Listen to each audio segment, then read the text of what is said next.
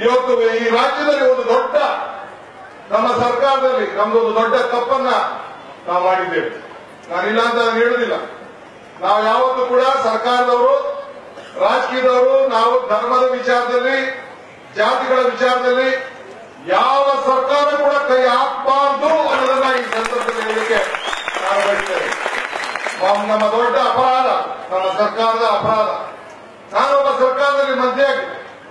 ಬೇಕಾದ ಜನ ನಮ್ಮ ಮಿನಿಸ್ಟರ್ಗಳು ವಿಭಿನ್ನವಾಗಿ ಮಾತಾಡಿದ್ರು. ಆದರೆ ಯಾವುದೇ ಸರ್ಕಾರ ಧರ್ಮದಲ್ಲಿ ಕೈ ಹಾಕಬಾರದು ಅನ್ನೋದಕ್ಕೆ ಮೊನ್ನೆ ನಡೆದಂತ ಅನೇಕ ಜನ ಅಭಿಪ್ರಾಯವೇ ಸಾಕ್ಷಿ ಅಂತೇಳಿ ನಾನು ಈ ಸಂದರ್ಭದಲ್ಲಿ ಹೇಳಿಕ್ಕೆ ನಾನು ಬಯಸ್ತೇನೆ.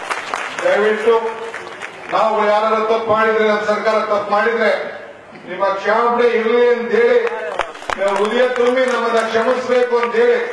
ಯಾಕೆಂದ್ರೆ ನಾವು ಯಾವ ಸರ್ಕಾರ ಕೂಡ ಕೈ ಹಾಕಬಾರದು. ಧರ್ಮದಲ್ಲಿ ರಾಜಕಾರಣ ಮಾಡಬಾರದು.